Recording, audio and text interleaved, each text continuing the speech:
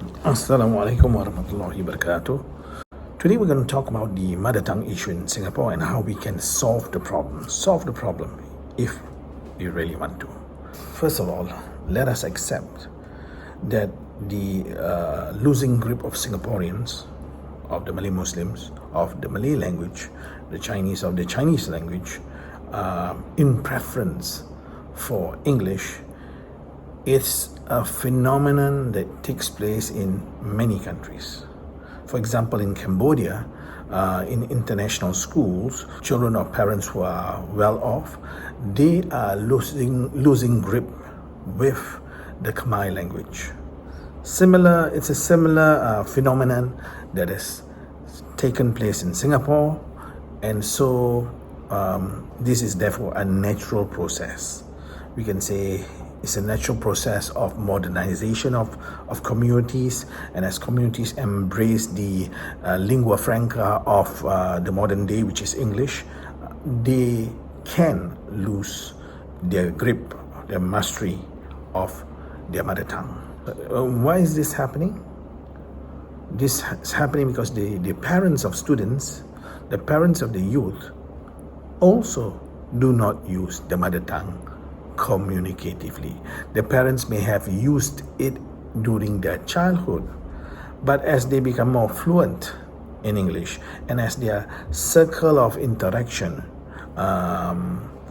contains more English-speaking people, they start to lose their grip, their mastery of the mother tongue themselves. And this now becomes worse for the children who does not have a community to communicate with. Generally, this is the case in Singapore. Yeah, they do have fragmented communities where they can use their mother tongue, maybe with their grandparents, with some of their distant relatives. But most of the people they interact with on a daily basis use English, and that's the reason why. This is such a far cry, such a contrast to the time when I was a youth. I still remember in secondary school, the Malay students, the girls especially, would be carrying Malay novels wherever they go, right? Reading it whenever they have time for it. So this is surely a total contrast. Today, if we're going to search for Malay novels, and I've been to Haji Hashim, which is I think one of the 2 or 3 Malay bookshops in Singapore, or bookshops selling Malay books, and the novels there are not moving. That means it's not being sold. It's no longer popular. No one is buying it, or very few people are buying it. We have now the case where lesser and lesser people are speaking Malay in Singapore. And I was told by a friend that the new version of Berita Harian, the Malay daily newspaper in Singapore, is now much smaller in size. I do not know, I've not seen it yet, but if it is, that is another indicator. I have spoken to some Malay writers, novelists, poets, and they tell me that if you publish a book and you can sell 200 copies, that's good. 200 copies is good. Can you imagine? Previously is thousands of copies. Today, 200 copies is considered good. In my opinion, Malay literature, Sastra Melayu, is in a comatose, and it's in its dying moments. Will it die? Some people say, no, it will never die. It will always be studied. So will it be studied like the hieroglyphics of Egypt, studied only by a select few? Or studied only by non-Singaporeans who speak Malay? By Singaporeans themselves, is Sastra Melayu going to survive? The main reason why we are losing grip on the Malay language is, number one, we don't read Malay books. Number two, we don't use Malay communicatively most of the time. You know, in my discussions with some friends throughout the years, some have questioned the reasons why we should protect the Malay language. Now, by ethnicity, I'm not Malay. I'm an Indian Muslim with a tinge of Chinese blood. But the Malay community is the Malay Muslim community is the community I belong to in Singapore. I don't speak Chinese. I don't speak Tamil or Malayalam or Hindi. I speak English and Malay. And so the Malay community is the community I belong to. And some of them have asked me, why you being of a different ethnicity, you being an Indian Muslim, why are you so concerned that the Malays are going to lose their language? You know, when I hear such questions, I say, look, we have lost our realization of who we are. Any people who is so willing to allow their culture and heritage and language to disappear just like that, I think we better start thinking on what is really wrong with that community. Because there are members of our community who argues, look, Malay is not the lingua franca of the world today. You don't need it. English is, so why should we even prioritize Malay language? Look, if you were the Africans who were enslaved and forced to speak English and forced to not practice your culture and forced to forget your language, I understand. I understand if you lose grip of your language and culture. But here no one is forcing you to lose your culture. I see the Chinese community, they are so proud of their culture. The Indian community too. Why is the Malay community so quick to be willing to just lose the language just like that? You should start to think, is there something wrong with this community? I don't think there's anything wrong with the community. I just think that the members of the community have not spent enough time to ponder and reflect and to think strategically as a community about the community. I think that's one of the problems. Because if you understand the importance of language, importance of your culture, you will understand that it is a part of you. Yes, Malay is a part of me. Malay is a part of me, not Tamil. Malay is a part of me. Malay language I use in my childhood days to speak in Malay. My family spoke in Malay too. I communicated with my Chinese grandmother in Malay, broken Malay. So it's part of my culture. But if you are ever willing to just lose your culture, lose your heritage, you yourself were probably lost as a person. So, number one reason why you should protect your culture, your language, is simply because it is a part of who you are. Your mother tongue is a part of who you are. So what you may say if it's part of who you are? Well, it not only helps to describe who you are, it also adds to your self-worth that you belong to a particular community. And that sense of belonging is important. You're not an orphan individual with no belonging to any community. You have a sense of belonging. And therefore, to some degree, a sense of purpose. The one of the reasons why I'm doing this videos is because I feel that I'm a member of the Muslim community, of the Malay Muslim community in Singapore. So it is my responsibility to do something. I do not know whether what I'm doing is going to bear any fruit, but I feel a sense of belonging. I feel it's my duty to do something. Now, the second reason why you should prioritize Malay. Look, it may not be the lingua franca in Singapore, but it is the lingua franca in Malaysia, It is a lingua franca in Indonesia.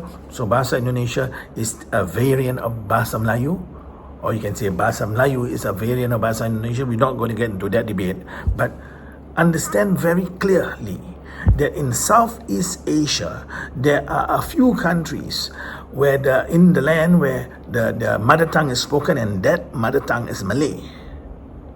So, if you are a businessman and you're seeking for business opportunities and you're going to these regions to do business, you should actually master Malay. When Stanford Raffles came here, do you think he learned Malay? Of course he learned Malay. Alright? Munshi Abdullah was his Malay teacher. And Munshi Abdullah, do you think what was he? He was probably a migrant. Probably from India, probably. Alright, I'm not going to talk this way about the father of the Malay literature, but Munshi Abdullah was probably an Indian Muslim. Munshi Abdullah was Stanford Raffles' teacher. Stanford Raffles took pains. He took pains to study the Malay language. And we are not taking any pain to retain the Malay language with us. Other people are taking pains to learn the language. You have the Chinese who's learning the language. You have Indians learning the language. You have many other people from other nationalities, other countries that are taking pains to learn a language so that they can do business in this region. And what do? We just say, never mind, let the language go from us. What sort of a community are we? The third reason is you must realize that as a Singaporean, things are going to get tougher. What things? I'm now in my mid-50s. I can tell you job opportunities in Singapore will favor the younger ones. As we grow older, we are seen to be incapable of carrying out certain duties. Whether it's true or not, that's another thing. But you may need to seek for opportunities elsewhere. And our neighbors are Malay-speaking neighbors. Bahasa Melayu speaking. So, if you want to have a longevity in your career, whether the career is is getting a job, earlier on I mentioned business, or even social work, or just spending time in the region, you should be learning Malay, mastering Malay, be fluent in Malay. That is the reality of things if you are in Southeast Asia. The Malay language is a strategic language to master because a few 100 million people speak Malay. A few 100 million, at least 300 million people speak Malay. So the question is this: how do we reverse the trend of the slipping mastery from our community? How do Singaporeans get better in the mother tongue when it seems to be diluting the mother tongue curriculum? You know, we have been diluting the curriculum, right? This couple of different mother tongue syllabi. Those who are not so great at mother tongue, they take the more diluted ones. You know that, right? Anyway, how do you do it? How do we reverse this trend? Number one, let us accept as a fact that whatever we have been doing so far does not work. You can take the essence of it and throw it into the dustbin. Now, I don't mince my words here because the approach to reverse this trend, which is, as I said at the very beginning, it's a phenomenon in the world where modernization takes place and then English replaces the mother tongue. It's happening all over the world. How to stop this trend? That means we don't know how to help our children master mother tongue. And it's okay to be humble and accept that. Because for as long as we pretend that we know, we are going to continue to fail because we are failing. We are failing to master our mother tongue in Singapore. No matter what community you belong to, you might be Malay, you might be Chinese, you might be Indian, we are losing our mother tongue. The approach is a revolutionary. This doesn't need a revolution, but it's revolutionary in the sense that you should stop looking at it as an academic subject. Once you look at it as an academic subject, that's it. So what do I mean? Do you know what an academic subject is?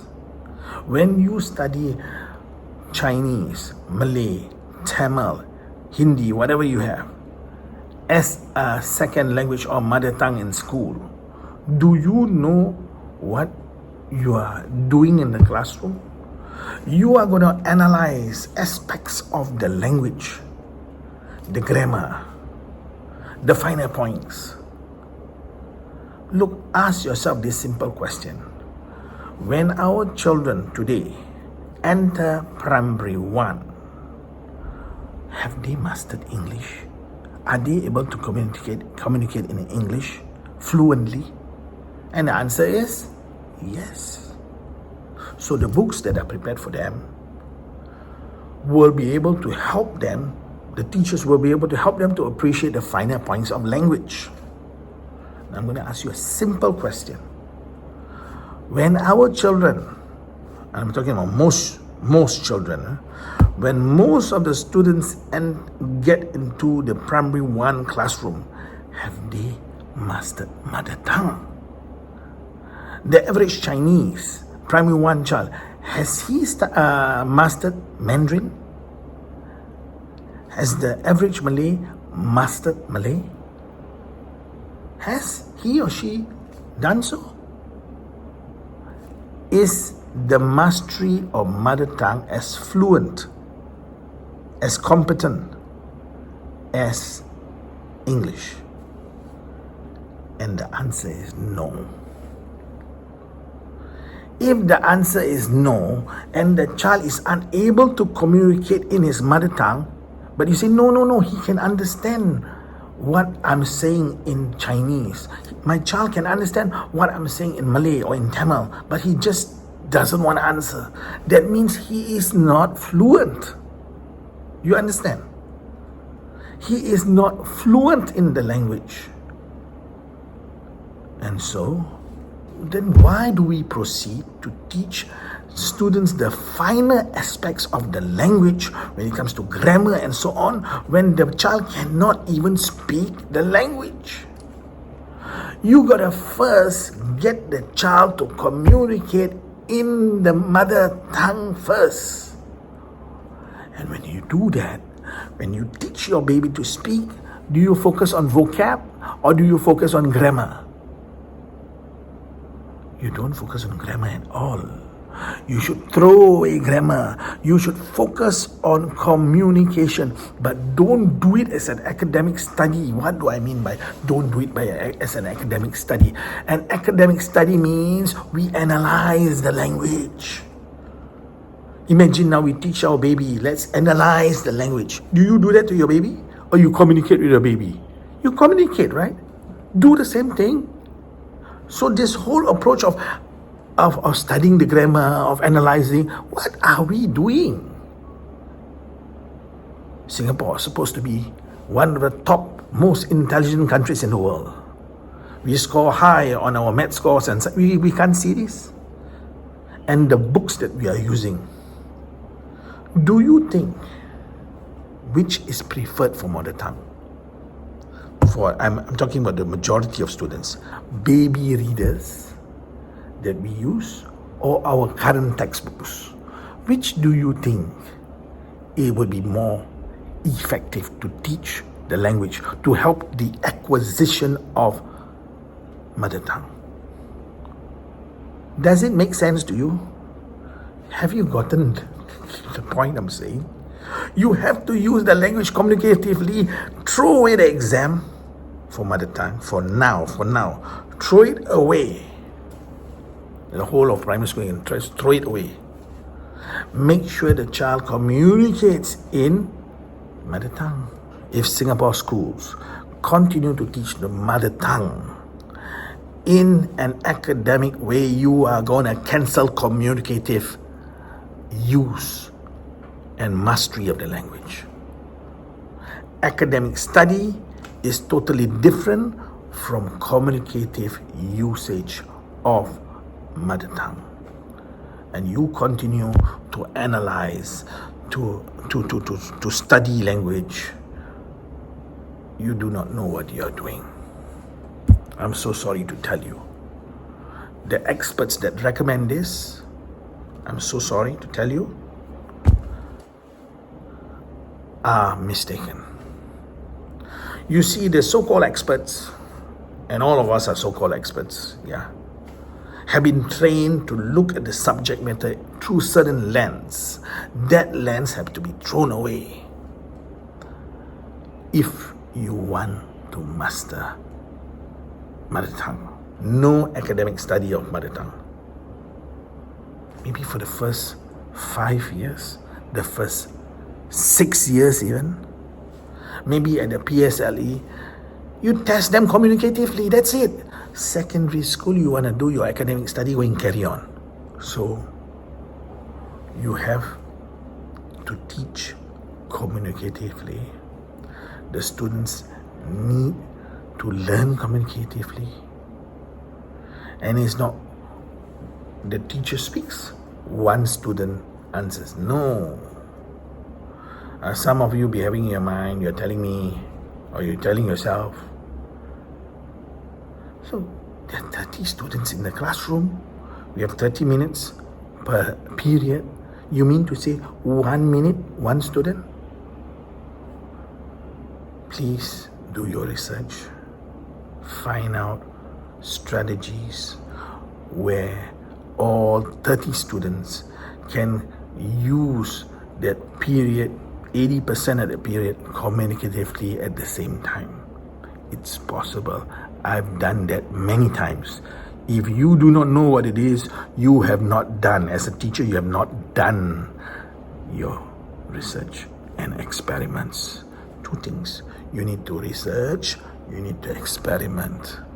And then you can teach communicatively, and the students can learn communicatively, and in the process they will acquire the language. Yes, language acquisition, yes. Point number 3 about the approach. It must be fun and engaging. Like what I showed you in the sample, language learning, mother tongue, must be fun, must be engaging. Why do you think our students, our young ones all over the world are addicted to computer games? Alright, we talk about dopamine boost and whatnot, okay. But it's simply, in simple terms, it's fun and engaging. So why can't we make our lessons fun and engaging? And if you are a teacher who thinks, no, learning cannot be fun and engaging, you better rethink. You better rethink. Mother tongue is not being mastered, and we want to make it painful for the students. Come on. So there are thousands and thousands and thousands of ways to make the lesson fun and engaging and communicative and non-academic. You do that day after day, 40 weeks in a year. Do you think at the end of the 40 weeks, the child will not be able to master mother tongue? Let me tell you, once I ran a teacher training program teaching teachers how to speak English. And the teachers were not, in Indonesia, they were not speaking English.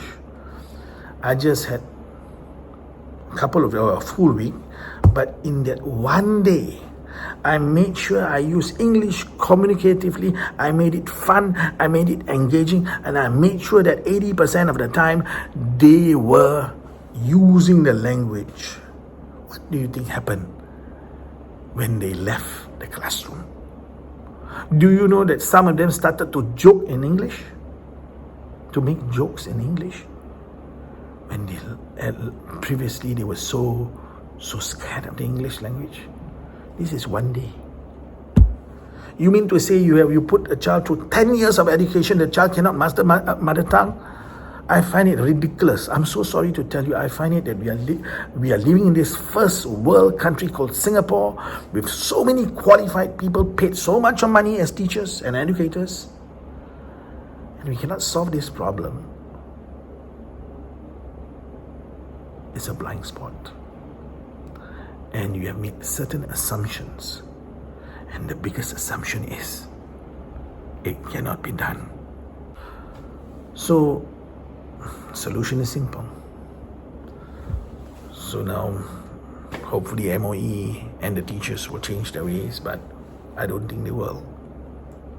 For as long as you measure a certain set of skills, academic skills, and you make that the thrust of that language program, that's where the focus is going to be.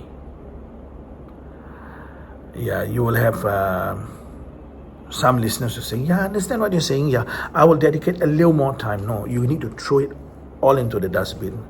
Academic studies out for those who have not yet mastered mother tongue. The child needs to communicate fluently first before you can go to academic study. It doesn't make sense. You know what I mean?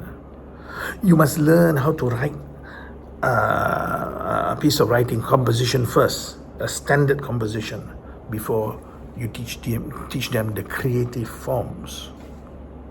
You must know how to draw a straight line before you teach them how to draw a curved line. For example, if we are taking the curved line to be an example of creativity and creativity to be an example of finer points in a language. So you got to rethink. And I do hope that MOE and the schools will change their ways, but I'm not confident because you will get the same experts telling them the same things, all trained to have the same blind spots and unable to see the possibilities. But for me, I do read, research, and experiment. That's the difference. That's the difference. Do you experiment? Right? If you don't, then try the experiment then, and then you will see what I'm saying is true. So perhaps for our community, for the Malay Muslim community, we can depend on the organizations, the self-help groups. We have lots of resources. Run the language program in this way, in a fun and engaging and communicative way, and the problem will be solved if you do it over a long enough period of time, if it's intensive enough, if it's communicative enough, if it's active enough. It got to be active, it cannot be passive. That means it cannot be the teacher teaches and student listens. It doesn't work that way, right? Even a baby unable to speak will try to communicate with its gurgles and googles and whatnot. Do it and you will see the difference. I've experimented, so I know this for a fact. It cannot be that the teachers have taught all over the place, they can master, but Singaporeans are different. We cannot master. No, we are also human beings, we can master. So what if organizations and self-help groups don't do it? Then it falls to the Malay Muslim businesses to take up the charge. But as I said, if you're going to do something for the community, you got to stand to lose some money and spend more than what you earn for a period of time. Perhaps at some point in time in the future it will recover, but so perhaps the most effective way for now would be to depend on the family. You have a family unit. As a father or mother of a new family, you can prioritize mother tongue, Malay language as core, and find a way, maybe the dad speaks in English, the mother speaks in Malay, to provide that environment where the child can acquire the language. You know what I mean? If both parents want to speak in English, then who's going to speak in Malay? You have to come up with a solution for this. Because if you don't solve it at the family level, looking at what's happening in the businesses, in the Malay Muslim organizations, and in the schools, I don't think the trend will be reversed. So ultimately, it's up to you, and we hope that the social organizations will take greater risks. We hope that the social organizations will take greater risks and experiment and try. Never mind we fail, but look at those that programs that succeed, make them intensive enough, run many of them. Okay, do them so regularly, so much so that the youth will have enough practice, and they will internalize the language, and they will master mother tongue, and the next generation will be grateful to you for saving a part of themselves, a part of the culture, the language, and for them to then pass it on to the next generation. I wish you the best. Until the next time, Assalamu alaikum.